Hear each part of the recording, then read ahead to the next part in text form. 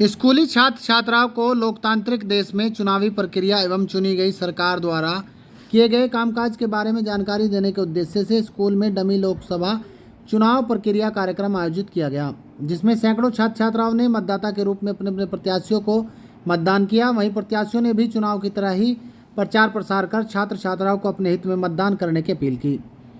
देश में लोकसभा का चुनाव किन प्रक्रिया से होकर गुजरता है और कैसे देश में चुनाव होते हैं, कैसे जनता सांसदों को चुनकर भेजती है, उसके बाद प्रधानमंत्री एवं मंत्री आदि लोकसभा में कैसे देश में होने वाले विकास कार्यों को करने के लिए संसद में अपनी बात रखते हैं। इसी उद्देश्य से शामली जनपद के थाना भवन में स्थित अर्पण पब्लिक स्कूल में एक डमी लोकसभा चुनाव प्रक्रिया कार्यक्रम का आयोजन किया गया। इसमें स्कूल के प्रिंसिपल मनदीप सिंह सैनी ने जानकारी देते हुए बताया कि छात्र छात्राओं के स्कूल के सिलेबस में भी देश के लोकतंत्र एवं सरकार के कामकाज व राजनीति से संबंधित विषय होते हैं, जिन्हें हम किताबों में पढ़ते हैं, लेकिन भौतिक रूप से छात्र छात्राओं को उसकी सही जानकारी नहीं मिलती। और देश की राजनीति में जब देश की युवा पीढ़ी की भागीदारी होगी तो निश्चित रूप से देश आगे बढ़ेगा।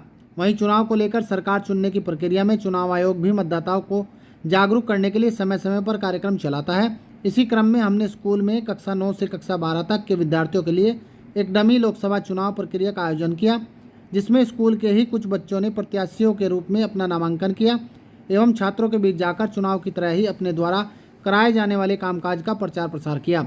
वहीं आज सैकड़ों से भी ज़्यादा छात्र छात्राओं ने अपने अपने पसंद के प्रत्याशियों को मतदान किया। मतदान के बाद जो जीतने वाले छात्र हैं उन्हें सत्ता पक्ष एवं जो दूसरे नंबर पर आने वाले छात्र हैं उन्हें विपक्ष का सांसद बनाया जाएगा। इन्हीं चुने हुए सांसदों में से नेता पक्ष व नेता प्रतिपक्ष चुना जाएगा। कई लोगों को मंत्री बनाया जाएगा। देश की सरकार की तर्ज पर ही पूरा कार्यक्रम आयोजित किया गया। वहीं आने वाली 15 अक्टूबर को यूथ पार्लियामेंट का गठन कर बजट पेश करने की प्रक्रिया अपनाई जाएगी। इससे छात्रों को भी जानकारी होगी किस तरह देश की सरकार चलती है और कैसे देश के विकास कार्यों को आगे बढ़ाया जाता है।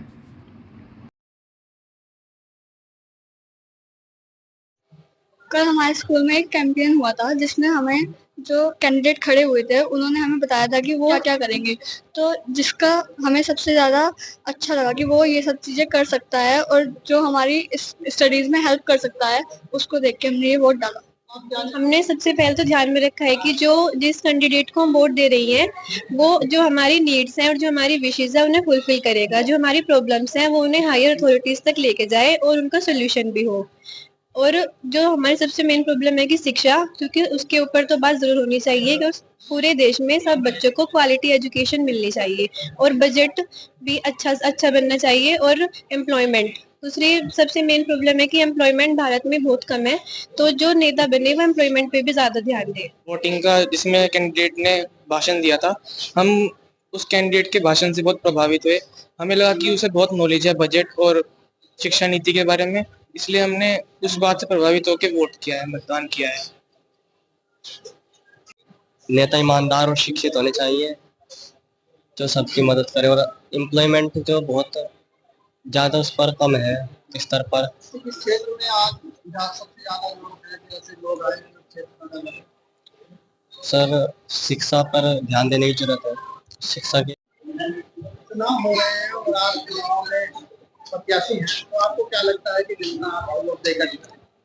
जो हमारे इलेक्शन कैंपेन की हमने क्लासेस में उसके अंदर हमने कई मुद्दे उठाए हैं, अनएम्प्लॉयमेंट को लेकर, बजट को लेकर, और जो न्यू एजुकेशन पॉलिसी अभी 2020 में आई है उसके अंदर जितने भी सब्जेक्ट हैं उनको किस तरीके से अच्छी तरीके से हम उनको इम्प्लीमेंट कर सकते हैं, इसके बारे में हमने लोगों को जागरूक किया और उसके ऊपर हमने वोट मांगे। अनएम्प्लॉयमेंट के ऊपर कि और किस तरह से हम नई नौकरियां निकाल सकते हैं, अलग अलग जो एम्प्लॉयमेंट के सेक्टर हैं हम उनको कैसे लोगों के सामने ला सकते हैं, हमने उस सब की बात की और मुझे पूरी उम्मीद है कि मुझे वोट मिलेंगे, क्योंकि मैंने काफी सारे मुद्दों को उठाया है अपने क्लास के कैंपेन में। जो हमें कैंपेन के लिए टाइम दिया गया था उसके लिए मेन मुद्दे रहे हैं नेशनल एजुकेशन पॉलिसी 2020 और बजट, न्यू बजट 2024। ये मुद्दे रहे हैं हमारे और मुझे लगता है कि मुझे ही वोट मिलेंगे, क्योंकि मैंने जो मुद्दे उठाए हैं मैं उनका, अगर जो मैं पार्लियामेंट में जाता हूँ तो मैं उनका हल करूँगा। तरह की चीजें स्कूल में होनी चाहिए जिससे सभी को नॉलेज मिल सके किस तरीके से हमारा देश चलता है, कैसे इलेक्शंस होते हैं। हम बुक्स वगैरह में तो पढ़ लेते हैं कि थ्योरेटिकल नॉलेज इस तरीके से, लेकिन प्रैक्टिकली जब हम उसे एक्सपीरियंस कर रहे हैं, वोट डाल रहे हैं, तो इससे हमें ज्यादा नॉलेज मिलती है हर चीज की। अच्छा, आपने जो है क्या बातें जनता के सामने रखी, आपको कैसे विश्वास है कि आपको मैंने रखा कि हम बेरोजगारी को कैसे कम कर सकते हैं। अनएम्प्लॉयमेंट सबसे बड़ी प्रॉब्लम है हमारी कंट्री की, जिसकी वजह से डेवलप नहीं हो पाती है। और न्यू एजुकेशन पॉलिसी, एजुकेशन की तरफ ध्यान दिया जाए, जिससे जितने ज्यादा बच्चे एजुकेटेड होंगे उससे हमारा देश अच्छे से चल पाएगा। जिससे राजनीतिक जिस तरीके से मैंने अपनी जनता से प्रोमिस किया, तो मुझे मतलब लगता है कि वो मुझे वोट करेंगे, क्योंकि मैंने अपनी जनता के साथ एजुकेशन इम्प्रूवमेंट में प्रोमिस किए हैं, जो कि आज के टाइम में बहुत ज़रूरी है। अगर हम एजुकेटेड होंगे तो ही हम लोगों को अच्छे काम के लिए मोटिवेट कर पाएंगे।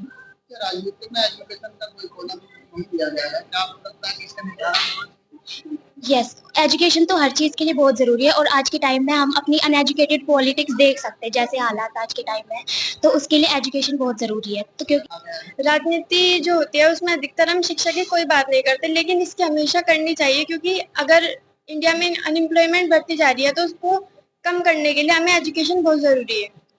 इन मुद्दों को आपने लोगों के बीच में अगर किसी भी, जो मैंने अपने जनता को कहा, अगर उन्हें किसी भी सब्जेक्ट या किसी भी तरीके से कोई दिक्कत हो तो वो मुझे आकर बताए, तो मैं उसका समाधान करने का पूरा प्रयास करूंगी।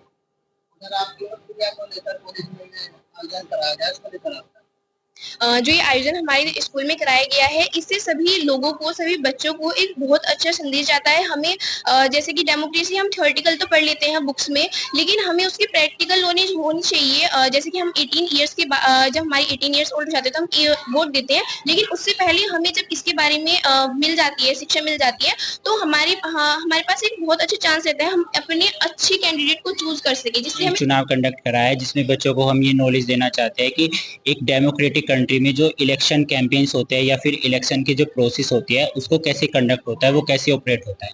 तो इस वाले सिस्टम में हमने पहले बच्चों के नॉमिनेशन फॉर्म फिल कराया है, जो भी कैंडिडेट्स में इंटरेस्टेड है, क्योंकि एक डेमोक्रेटिक कंट्री में सभी को ये अधिकार मिलना चाहिए कि जो भी इसमें इंटरेस्टेड होगा वो नॉमिनेशन फॉर्म फिल करके अपनी दावेदारी पेश कर सकता है। फिर हमने बच्चों को इलेक्शन कैंपेन कराने का भी मौका दिया है, ताकि बच्चे अपना पक्ष रख सके और सामने वाले को कन्विंस कर सके कि वो आपको ही क्यों चूज करे, आप ही बाकी कैंडिडेट से बेस्ट क्यों हैं।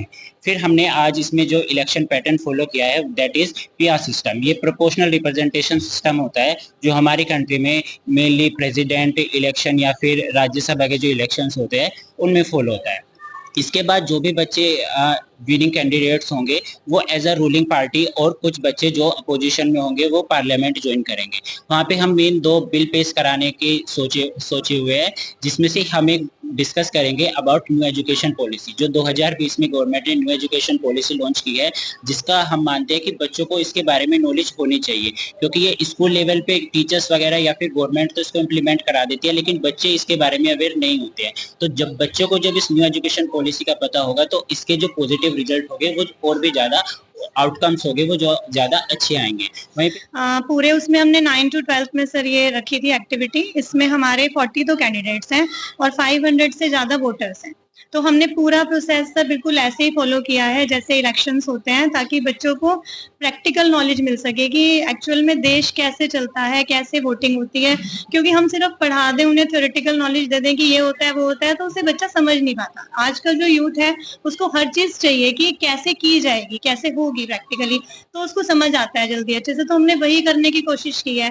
वैसे भी सर अर्बन पब्लिक स्कूल हमेशा बच्चों को ये प्रैक्टिकल नॉलेज देने की कोशिश करता है, और इस एक्टिविटी के थ्रू हमने ये किया है कि आगे आने वाले टाइम में, जैसे 12th क्लास है, 12th क्लास को आगे अपना कुछ ना कुछ मोटिव सेट किया हुआ है उन लोगों ने, कुछ भी करना है, एजुकेशन सेक्टर में जाना है या फाइनेंस से रिलेटेड कॉमर्स वाले बच्चों को जाना है, तो वो पहले से ही उसके बारे में समझ जाएंगे कि क्या चीज करनी है। जैसे जो भी बच्चे इसमें इलेक्ट होंगे आज, तो हम उसका रिजल्ट अनाउंस करेंगे, पूरा उसी प्रोसीजर से करेंगे जैसे इलेक्शन कमीशन फॉलो करता है।